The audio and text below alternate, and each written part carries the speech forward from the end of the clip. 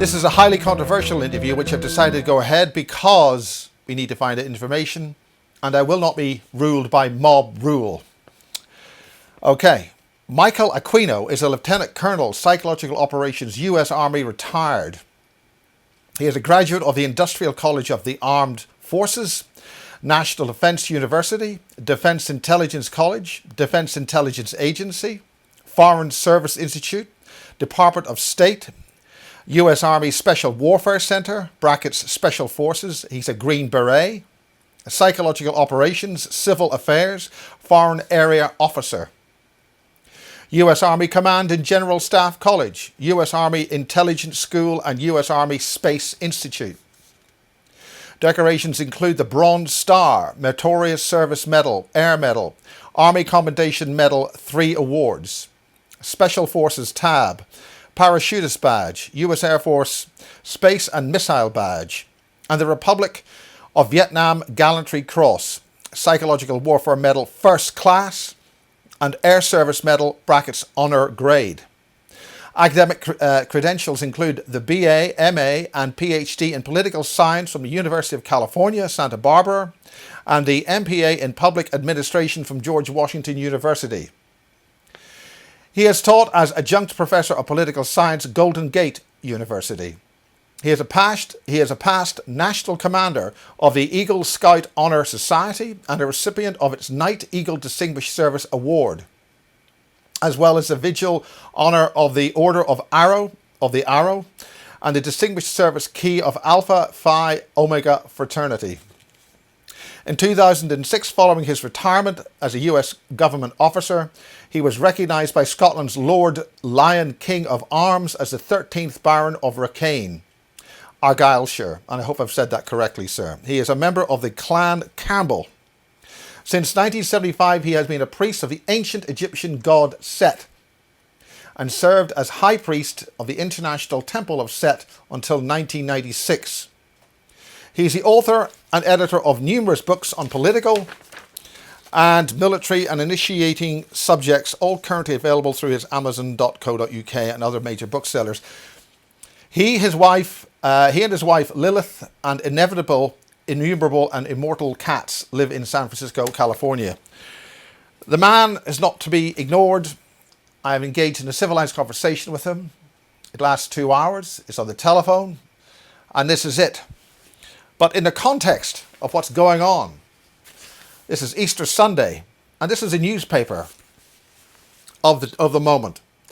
Deadliest standoff since the Cuban Missile Crisis in the 1960s that most young people never even heard of. We are in trouble. We face existential extinction. This is not the time to ignore data or shy away due to crowd lynch mobs or whatever you want to call it. I did mention Max Spires. He did not recognize that name. This is this interview on the telephone. Michael Aquino, welcome to Basis 70. I've been doing this It's a pleasure to be here. For quite a while. I've interviewed a number of intelligence-related individuals, and it's a pleasure to introduce and to talk to you to the Basis audience.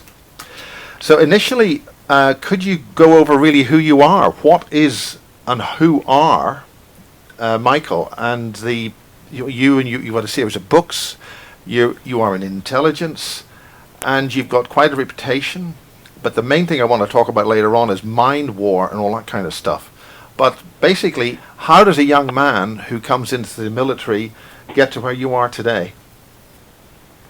Well, professionally, as you mentioned, I am a retired lieutenant colonel of the Psychological Operations branch in the United States Army.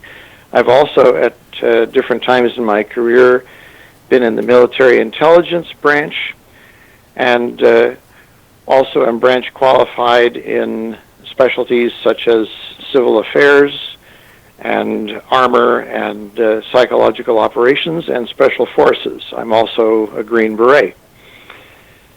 So I was commissioned in 1968 in the regular Army and retired from active service in 1994, remained on the books until 2006 when I completely retired from the Army. And my primary specialty during that time, because of this rather unusual conglomerate of qualifications was as a very rare designation called a political military affairs officer, which is a rather James Bondy thing. They assign you mostly to operate on your own and in very unusual and exceptional situations to solve them as a sort of a one-man task force. So that is the essence of my military specialties. I've been involved also as a foreign area officer for Western Europe with NATO headquarters, and have done cross-agency work with the Central Intelligence Agency, the United States State Department, U.S. Information Agency, which has since been absorbed into the State Department. And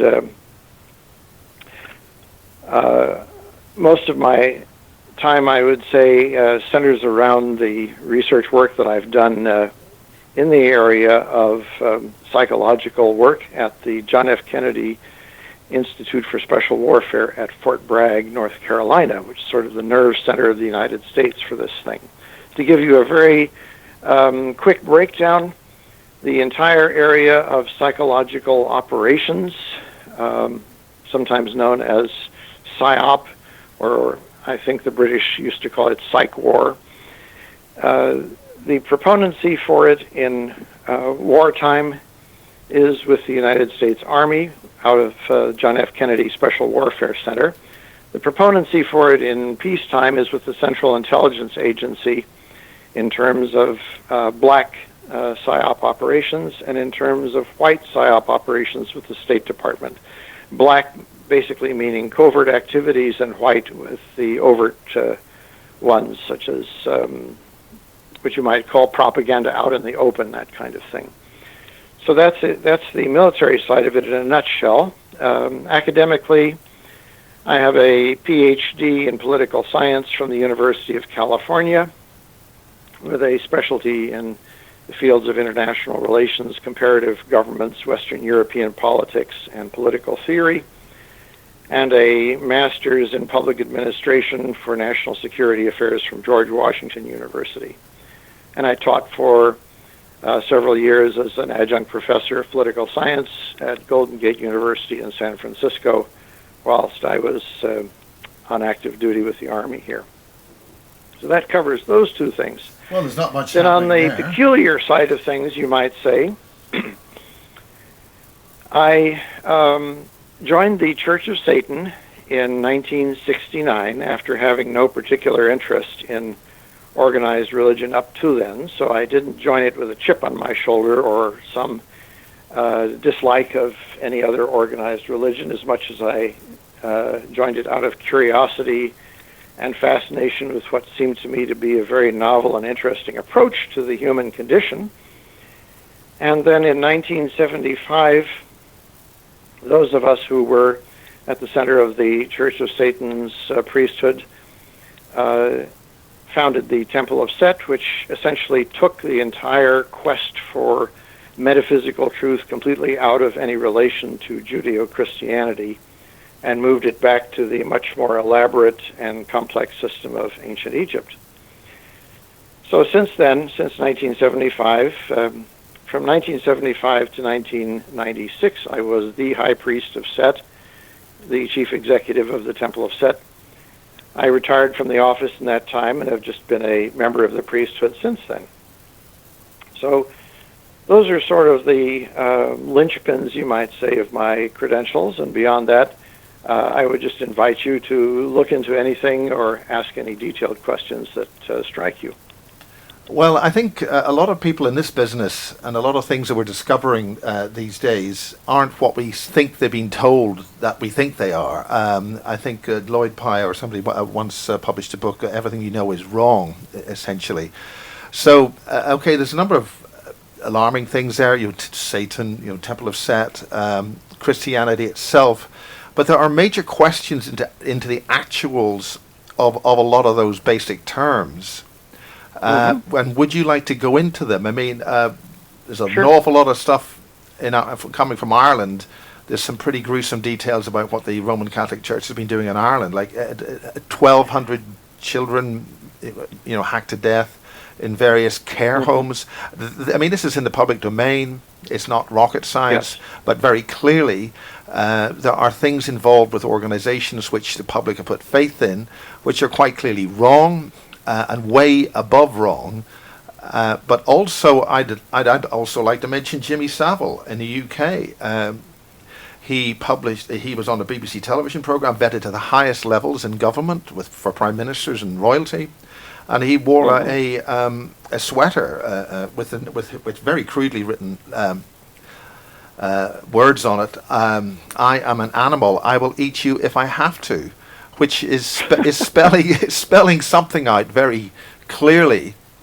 And the reason why I'm saying that is because the focus in recent weeks and months is artificial intelligence and the transhumanization issue of humanity into cyborg type entities. That is to say, as Elon Musk has mentioned, the existential extinction of humanity is in hand. So what I'd like to go through is really what is the Temple of Set, really what is Satan in the classical sense, and what is the so-called Christianity, because Christianity has got major flaws in that it was essentially founded by the Roman Empire to essentially maintain them in office. It's political spin.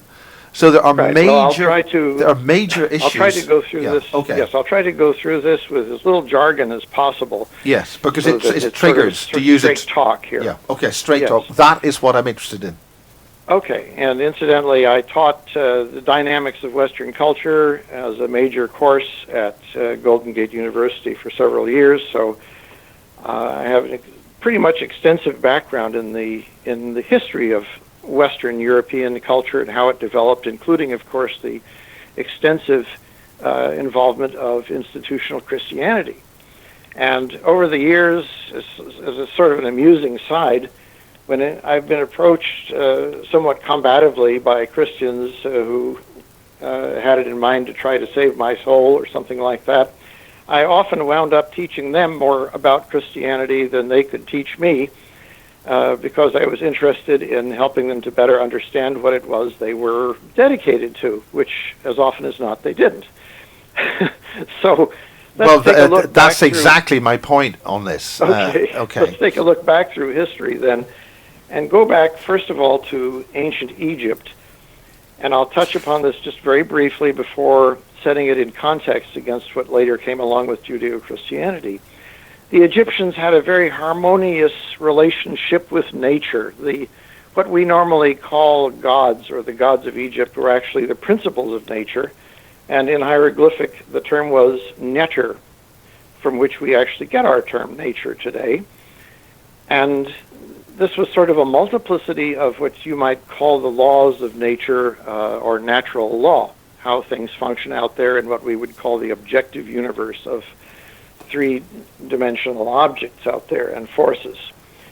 So the ideal in Egypt was to get along with nature and to be harmonious with it, and the attitude of the people in the priesthoods was that nature was essentially benevolent, and all you had needed to do was sort of to cooperate with it. So their idea of things like prayer and magic were celebrations of this harmony.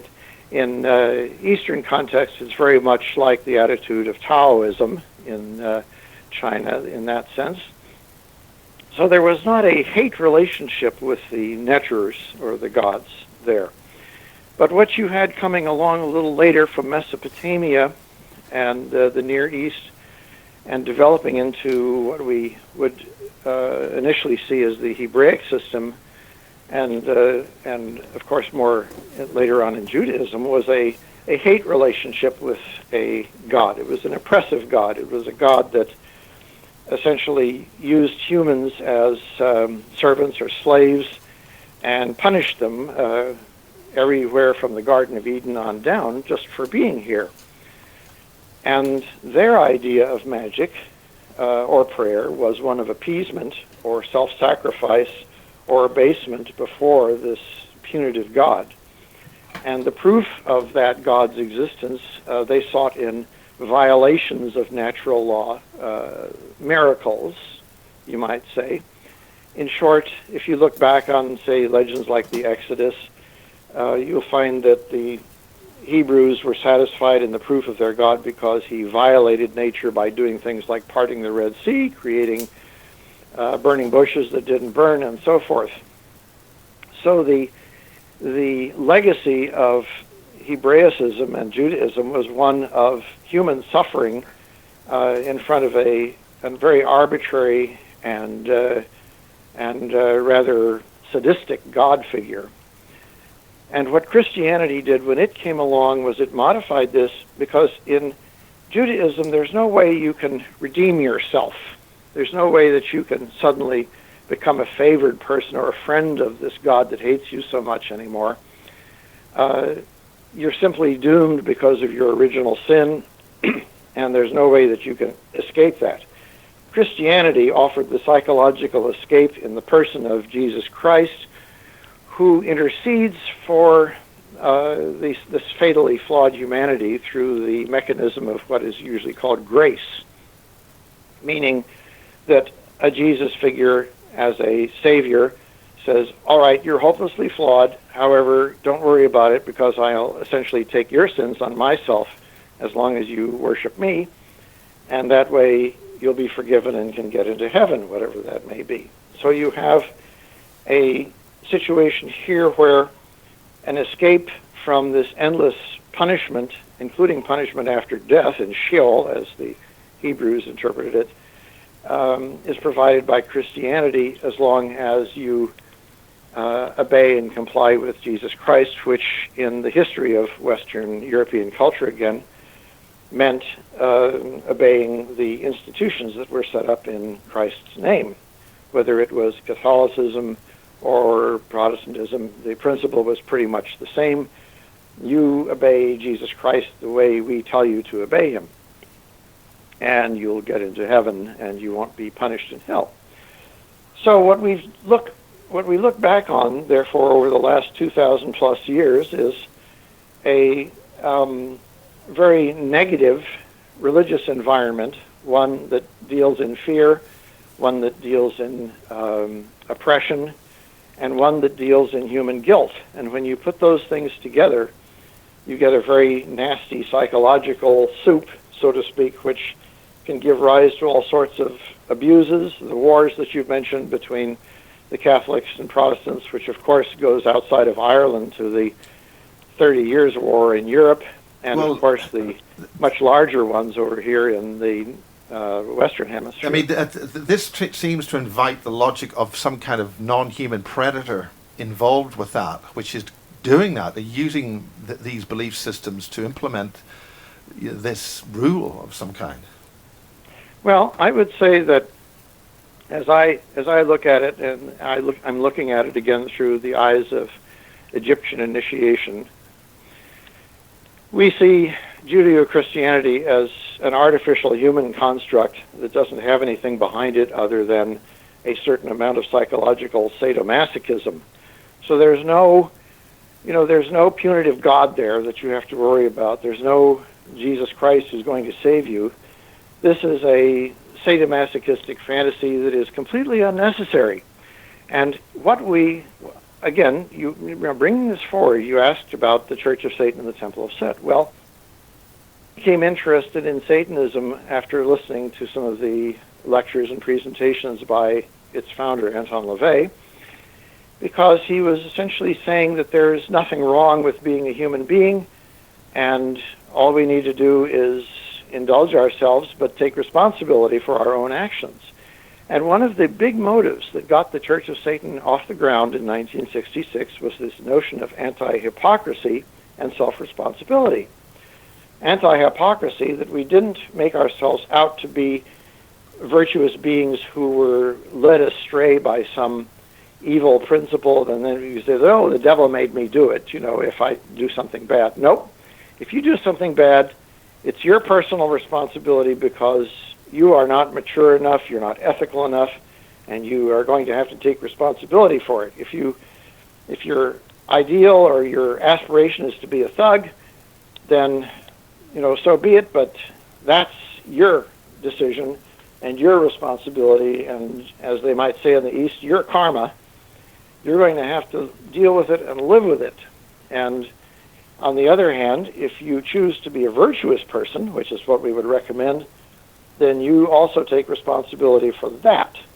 And it isn't because that you're worshiping Jesus or Jehovah that you're good. It's because you insist, like Plato said, upon the ideal of the agathon, or the altruistic good, in your own character, and you choose to ennoble that. So either way, it's your ball. You have to dribble it, so to speak. And that was what really took the Church of Satan off the ground. It had absolutely nothing whatever to do with the Christian or Judaic image of Satan as a kind of an evil principle.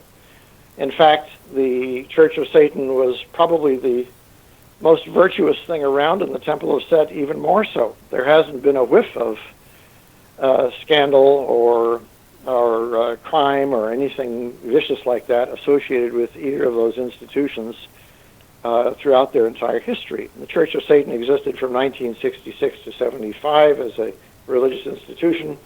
The Temple of Set from 1975 to the present. There hasn't been a single incident of law-breaking or antisocial activity in either of those institutions throughout that entire time, which contrasts quite significantly, as you pointed out, with some of the rather horrific stuff that's happened in Judeo-Christianity. And the reason for this, again, is one of personal responsibility and advocation of a very strong ethical principle versus a sort of screwed up sadomasochism that attempts to project responsibility for that sadomasochism on anyone else besides yourself. When you set up those two dichotomies, it's pretty easy to see where things go. Does this have any association with the Masonic-related religions and belief systems who have a similar kind of ethic but have a bad rap? They're getting a bad reputation. Their PR needs some tweaking, shall we say? Well, Freemasonry has a peculiar sort of history. It began, of course, about the time back in the era of the Crusades as an outgrowth of the Knights Templars, which was a sort of an ascetic order of knighthood that was involved in trying to promote Christianity at that time. And it went up through Jacques de Molay, the persecution of the Templars, and the survival as a somewhat architecturally related trade bund or guild, hence the Freemasonry images and the trowel and the rest of it, and became, I'm not so sure that you'd call it a religion as much as a sort of a philosophy, an organizational philosophy that had a sort of a general attitude of benevolence and somewhat secrecy involved with it. And, of course, the Catholic Church immediately took a dislike to it, like it did anything that might compete with it. It only wanted itself up there as a secret society, so to speak. So there was an immediate struggle, with the execution of de Molay and so on, with Catholicism. And today, Freemasonry has evolved into a kind of what I would call a consumer-level occultism, with I would say very lightweight metaphysics involved. It sort of vaguely is monotheistic, but hasn't really gone into that in much detail. If you ask them about God, they'll talk somewhat dreamily about the great architect of the universe, but they really haven't gone into it as to what that might imply. So it has become, generally, at least in the United States here, Freemasonry is a charitable organization that has just a little bit of old-time mysticism pasted into it, but has no real consequence other than that. My grandfather on my father's side was a third-degree Master Mason, and on my mother's side, a 33rd degree Knight Templar. So I went through quite a bit of their literature and understand it in some detail, and I've been consulted by people who've been writing histories on it, in fact, over the years, such as James Wasserman. So, and of course, Freemasonry has a lot of fun things to do with architecture. You can tour Washington, D.C., and find Masonic symbolism in most of the original buildings, whose architects had fun with it in that way. Well, why go to such an effort to spend so much effort to do such buildings? Do they not have some esoteric purpose of manipulating energetic lines of the earth or things like that, nature itself? Well, they would like you to think so, and I would say that there's a sort of a twofold answer to your question. There's an entire field which the Temple of Set, again, has explored in some depth, and which, again, goes back to antiquity, called sacred geometry.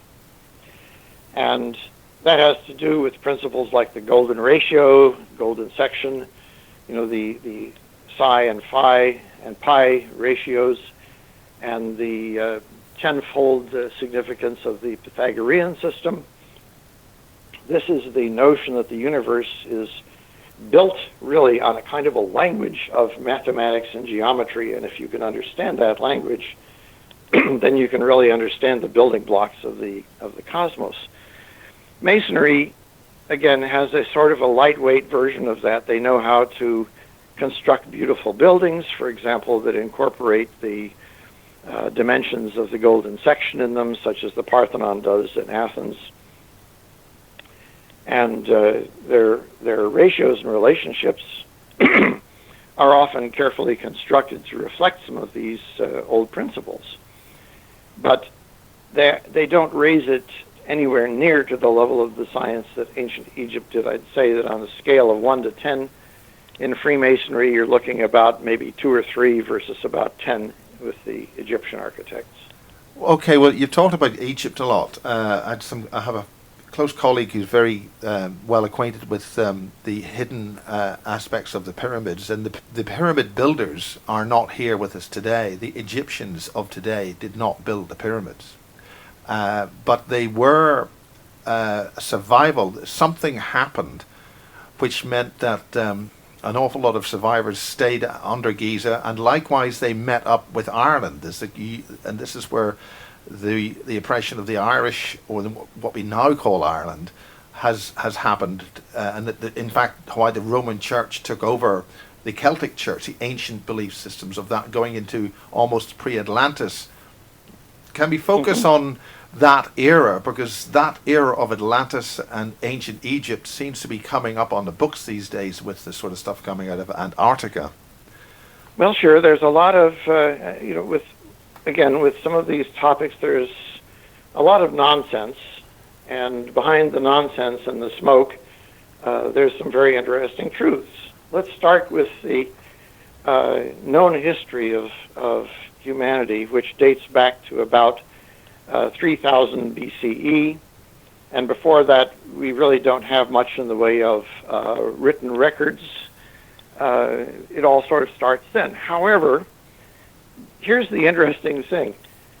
In terms of human body mechanics and evolution, we've had our brain capacity, our present brain capacity, for roughly at least, and now it's being pushed back even further, but the last time I really looked into it in any detail, we've had this brain capacity that we have now for at least the last 100,000 years. Therefore, when you put those equations together, what do you get? Do you get a humanity that was swinging in the trees and eating bananas for 97,000 years, and then 3,000 years ago suddenly decided to civilize itself? I don't think so. Okay? What we have here is a very large period of history when we, with our present brain levels of intelligence, were on this planet, and there's a gap there. There's a big blank. Now, there's some pieces of information that might tell us pieces of that that we no longer have, because institutions like the Great Library of Alexandria were, of course, burned to the ground for having heathen materials in them by the caliphs of Islam when they had conquered Egypt. But we still have, as I said, a large gap of time there, and that means to many people who've looked back into the geological history of things that some large calamities hit the planet that really disrupted it to the point where there isn't much that's remaining that we can find.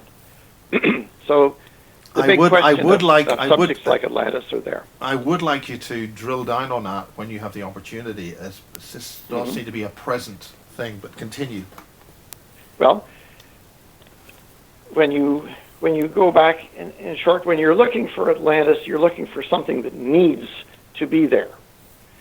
When you look back at Egyptian architecture from 3000 BCE on forward, you're looking at a very advanced system of linguistics and mathematical concepts that presumably just didn't spring into existence all by themselves. And when you mentioned the pyramids a few minutes ago, the great pyramids in Egypt we're talking about the three main ones on Giza here, because according to most Egyptological studies, there are scores of other pyramids in Egypt, but they're essentially copies of those three, and they're much inferior to them in terms of the way they're constructed. Well, they're global. Those three that are on Giza are very precisely constructed and would be impossible to duplicate today with our construction knowledge, because the amount of precision and the amount of load lifting and the rest of it that's involved is simply impossible with the technology that we have today. So we're looking at three impossible buildings, and people have come up with all sorts of crazy and outrageous explanations. Well, this was a tomb for Khufu. This was it was built by slaves who tugged these stones into place over 20 years. Well, people like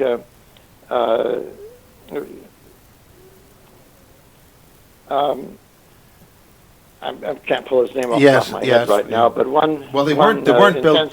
Whether it's Peter Tompkins or somebody else has done the math on it, and if you had used slaves to try to emplace the pyramids as they are, or the Great Pyramid the way it is right now, there's no way you could possibly have done it in 20 years, even if you managed to emplace a stone an hour, which with that kind of precision would have been obviously quite impossible anyway. So we're facing the enigma of the Sid III, and particularly in the case of the Great Pyramid, one very interesting building that really shouldn't be there, but it is.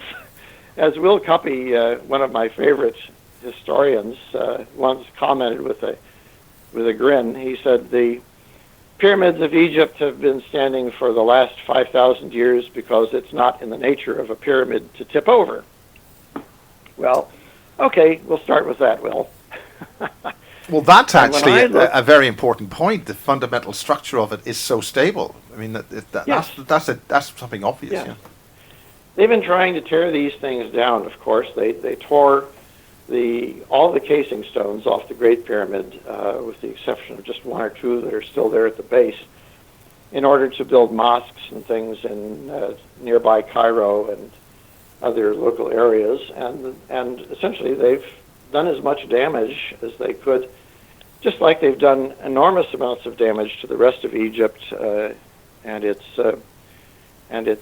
literary inheritance, you might say. There's one of my fellow professors at University of California, Brian Fagan, has written a book called Rape of the Nile, which goes into excruciating detail concerning how much of Egyptian history and records were deliberately destroyed by the Muslims and the Christians because of its supposed heathen atmosphere.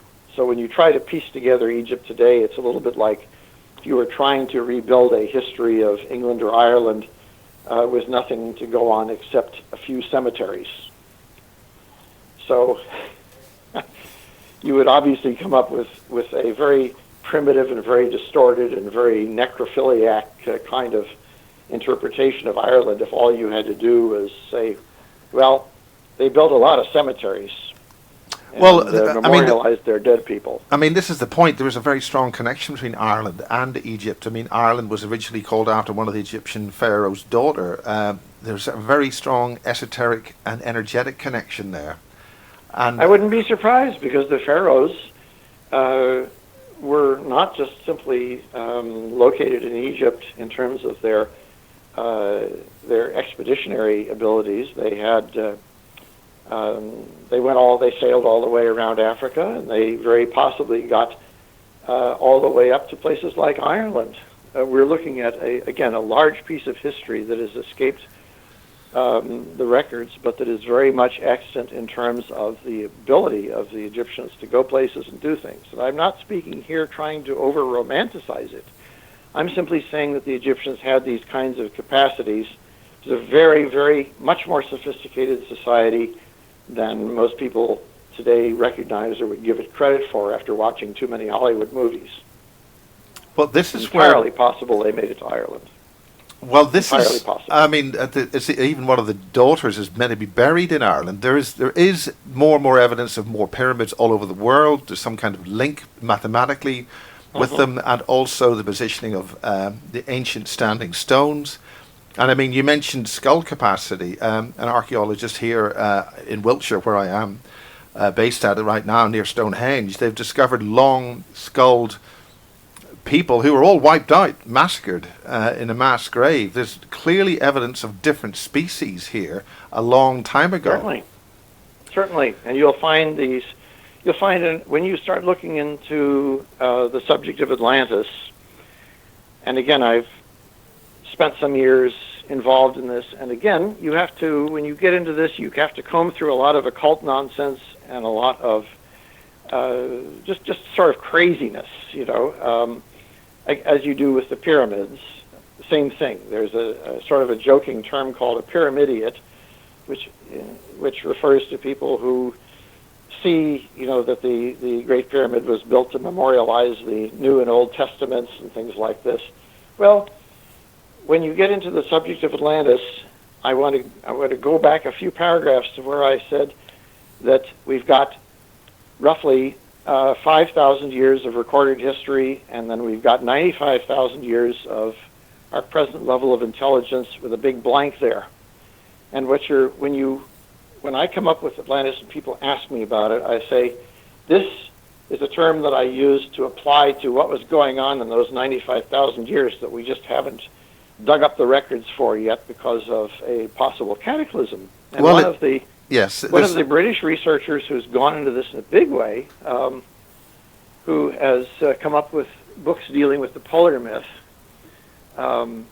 his name flies off the top of my head right now, but if you look at the whole concept of Earth's polar mythology and history, you find that there is a very strong indication that this planet has shifted its poles from north to south previously, and that has caused vast dislocations of the tectonic plate system.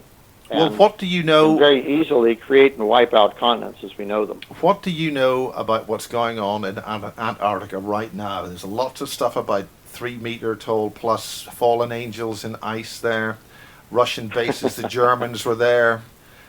All sorts of stories and things which I'm sure are myth, stuff about Buzz Aldrin coming back in a shock and all that sort of stuff. I'm sure Buzz would like that. What can you tell me right now about what's probably going to be coming out soon, about what's really going on in Antarctica? Well, the short answer is I don't know, but the long answer is that, again, we have a lot of strong evidence that the Earth has shifted its poles from north to south, and we're not talking about something rather silly like the globe suddenly spinning, 180 degrees. We're talking about a massive realignment in the electromagnetic alignments and polarizations here on the planet, and a lot of this does not even come from the planet itself. It comes from the electromagnetic forces that are coming from the sun, which which treats us as a sort of an afterthought in terms of electromagnetic fields.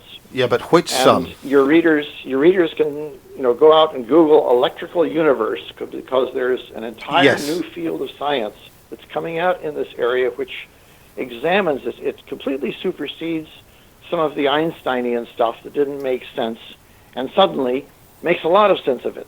So what you're looking at in Atlantis, you're looking at a highly developed civilization, or maybe more than one of them, that occupies that necessary hole in those 95,000 years. And if I had to put my finger on my best bet, I would look at that large covering of molten lava that covers the Azores Islands below the surface, and I would say that what you're looking at there is probably the remains of what Plato, hearing down from the Egyptians, knew as Atlantis, which may have been a last survivor of pre-existing civilizations from that pyramid. Well, so observers are... For me, and if I had Bill Gates' money, I'd go digging down beneath the Azores. My God. Now, well, one of the great and the wise who've studied the ancient monuments, the megaliths, which I was surprised to find that one of the greatest concentrations of megalithic structures is in North Korea. The locations of these structures are mathematically interdimensional. They use very complex mathematics. It's a global series of structures, and whoever put them there must, and I say must, have had an interdimensional, more than a 3D world view of things. And I'd like to steer things on that. You were mentioning things on that type of regard. Yeah. Let me talk to you about dimensions a little bit here, because again, I just finished writing a book that's called Fine Far, that has to do with clearing up somewhat of popular misconceptions about things like dimensions. Because when I hear the word dimension, or I see it used, I see a lot of silliness and a lot of confusion. So let's simplify it, because like many great truths, it's really not that hard to understand. First of all, we ourselves are discrete intelligences. We are points of external perception that look out at things. That's from behind your eyeballs and your fingertips and things, there's you, and you're looking out at everything around you. Well, the things that are physical that you see around you, such as a desk that you're sitting at or a microphone you're talking into, these are all components of what I call the objective universe, or the OU. And this is the universe of things and forces that are physical. So we're talking about dimensions. First of all, we're talking about dimensions 1 through 3, which means the displacement in this objective space of something which cannot be occupied by something else. So you're looking at a table or a chair or a hound dog or whatever. So that's 3 dimensions. Now, the 4th dimension is where people begin to get confused. And again, with apologies to Albert Einstein, he was wrong and I'm right. Well, sir, Einstein, I feel very strongly, sir, that the mention of Einstein in current television physics is bogus. Yes, it is, in a nutshell. Extremely bogus. And I've been arguing this for some time, but this is a piece of sacred writ right now that if you go into academia, you really can't challenge it because you'll simply be tuned out. I don't care. I'm interested in the truth. I'm not interested in whether or not it's popular. Well, sir, we concur on that. In the case of Dimension 4, we're looking at what is called time or duration. And all that is a measurement of change between 2 objects or forces in that objective universe. So if you have a table and a chair, and they're both stationary with regard to one another, and there's nothing else that exists, you don't have time. The moment that you get time is when you move one versus the other, and you move the chair away from the table or towards it. That creates a measurement of the extent and the duration of that movement, and that's what time is. That's all that time is. It's a measurement of change of relationships between three-dimensional objects. That gives you dimensions 1 through 4, and these are all functions of that objective universe. Dimension 5 is an external, intelligent point of apprehension, which means you and me. And that means that to make any sense of dimensions 1 through 4, there has to be an external observer who is not connected or involved with them, who can look at this and see there is a three-dimensional object and there is the movement between them, and therefore I, as dimension 5, am in a position to apprehend and make sense of dimensions 1 through 4. If I were not here as dimension 5, dimensions 1 through 4 might theoretically exist, but they would be irrelevant because there would be nobody to appreciate them or make any. As in Schrodinger's cat, as in the Schrodinger's cat or the young split beam experiment. Exactly.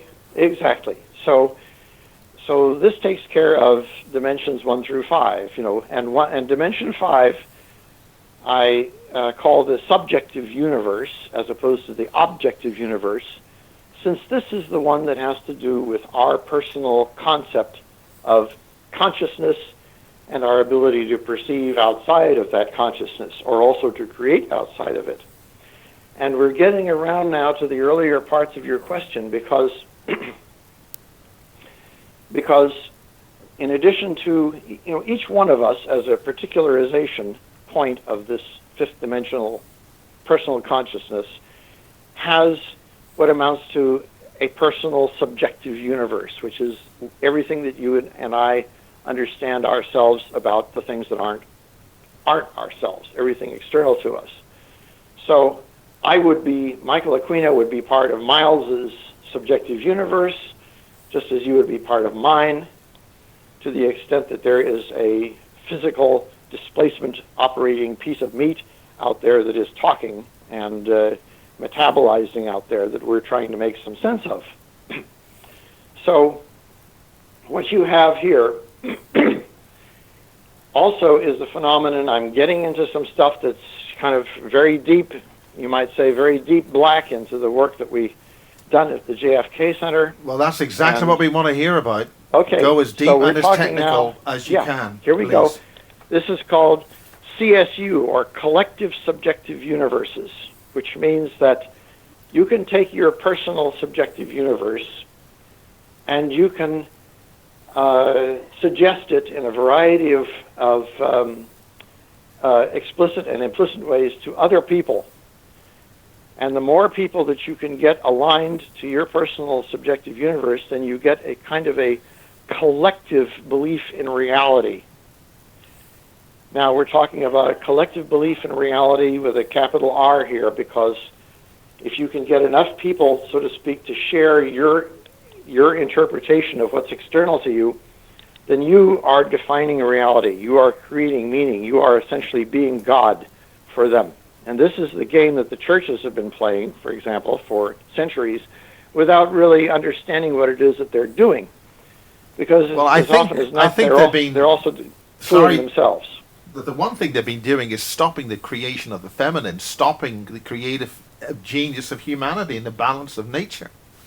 Yes, because what we do as individuals, we have the discretionary power to not only to understand the natural forces or natural laws, but we have the ability to modify them and to move them around so that we can take a tree and turn it into a table, for example. We also have a certain amount of discretionary ability to what I would say to violate natural law. In other words, to take natural balanced forces and things and screw them up in ways that, if left to themselves, they wouldn't.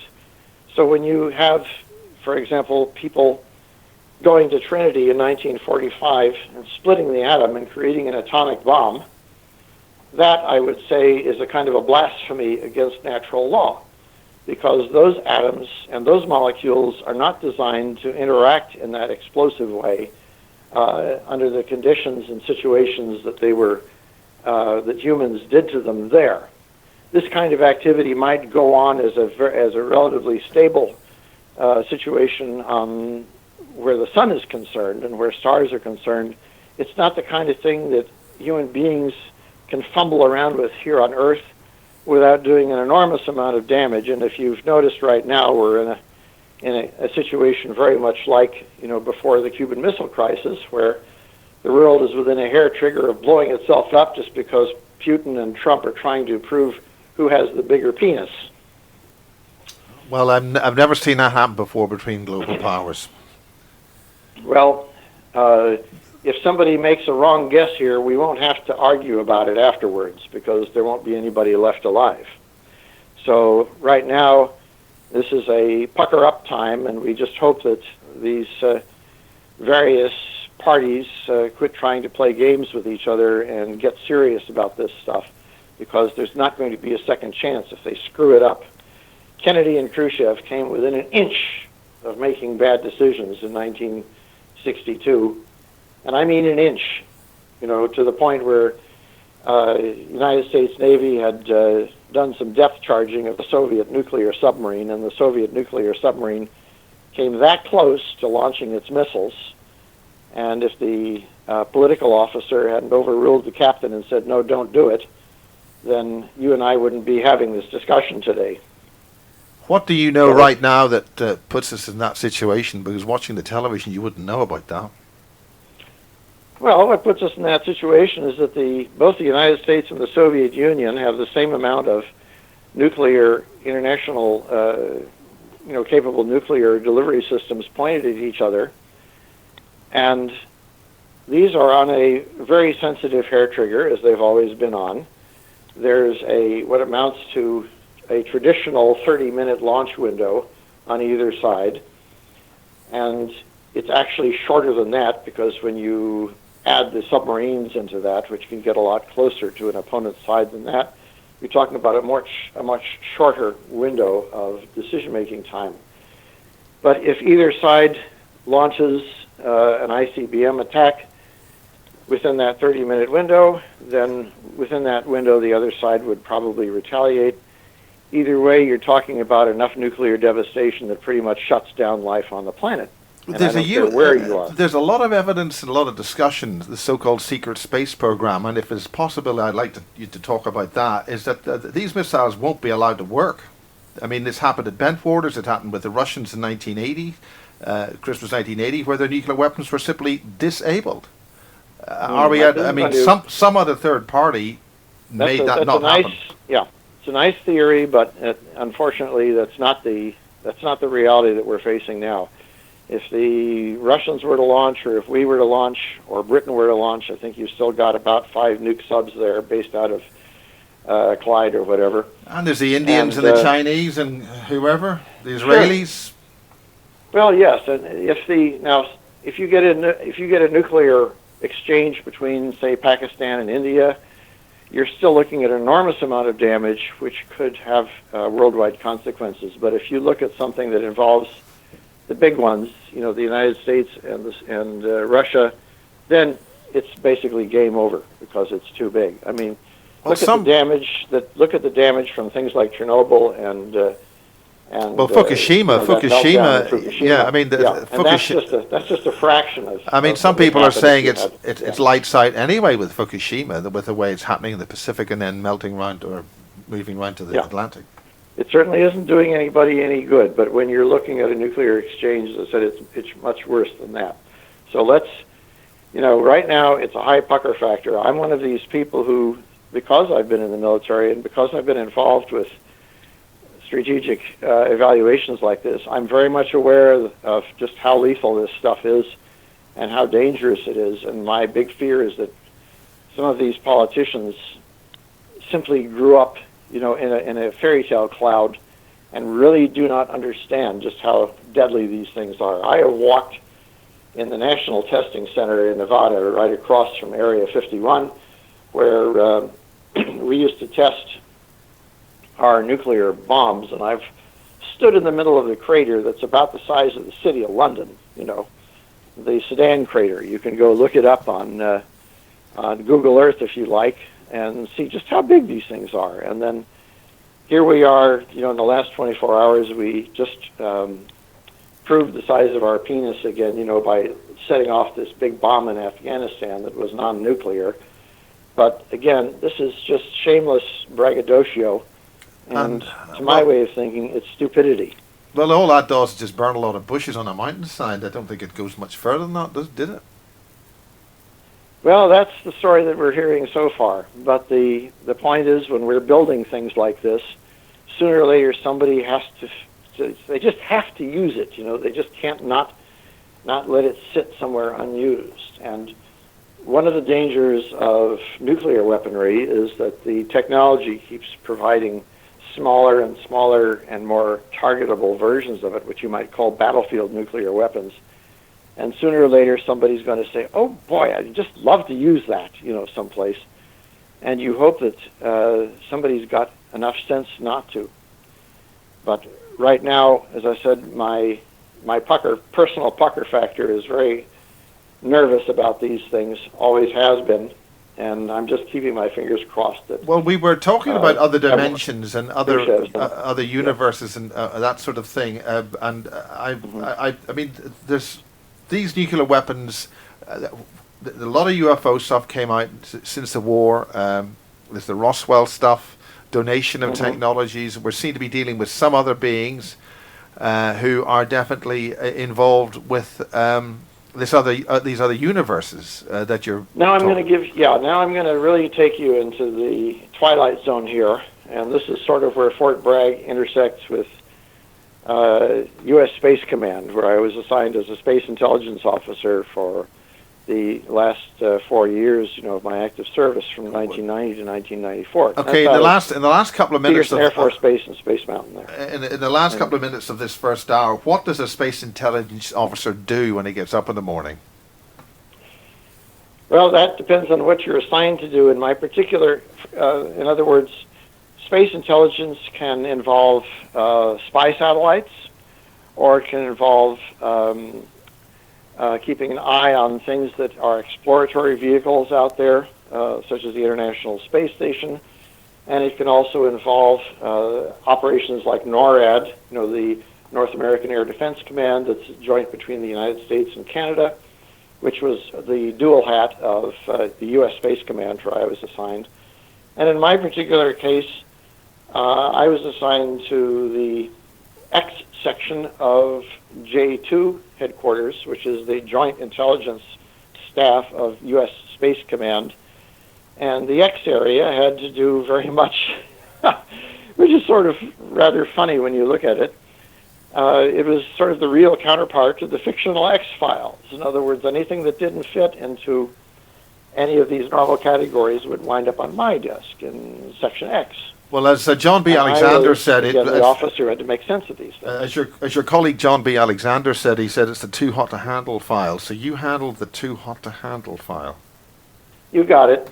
Now, John Alexander was, he's a good friend of mine. We've known each other for years, and I have the highest respect for him. He's written a great book on UFOs, and he can do that more than I can because he was not involved in space intelligence at this kind of classification level that I was. I was above top secret, compartmented, in compartments that had to do with these, what you'd call X materials, with the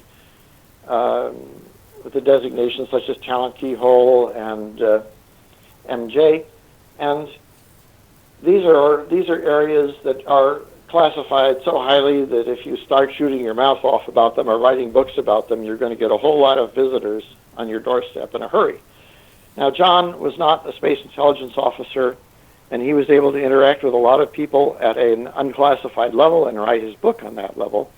And because he was a trusted military officer, he could go to a lot of his friends in CIA and DIA and so on and ask them questions and get some honest answers, which are in his book, even if they're not always the most revealing answers, but at least they're not bullshit answers.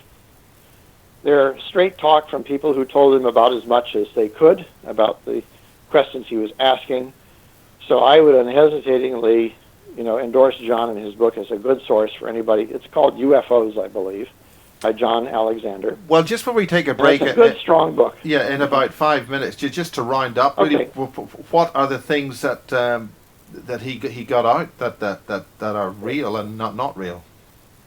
I mean, everybody knows that we got the secret space program, and everybody's got their secret flying saucers. Well, John, John sort of held back from drawing his personal conclusions. He related accounts that he thought were from credible people who very strongly believed in what they were saying, but he sort of stayed back from committing himself and saying, okay, this means that we're being visited from Mars or something. And after your break, I'll go into what I would, as much as I can, as to what the real situation is. Well, that's exactly what we want to hear, the real situation. Okay. Well, I'll go as far as I can without getting hauled away in the middle of the night. Do they wait for the middle of the night these days, or just till 6 in the morning? Probably not. Well, in the UK, about 18 months ago, Peter Paget did say he declared himself former British intelligence officer, and he said that the whole UFO thing's real. There's all sorts of different races. There's a whole strategy and there's the human layer of control, non-human layer of control on Earth. Okay, what you're going to hear things from like that. Yeah, what you're going to hear from me is somewhat different from that, but it takes more than a paragraph to go into it, but it builds on what I've been saying so far during the conversation. So if you do need to take a break, yes, we'll take a break now. This is part one of Bases 70 with Michael Aquino, and we look forward to the X Factor in part 2. Yeah? Sure. Okay. I'll cut the call, and we'll just take a short break. All right.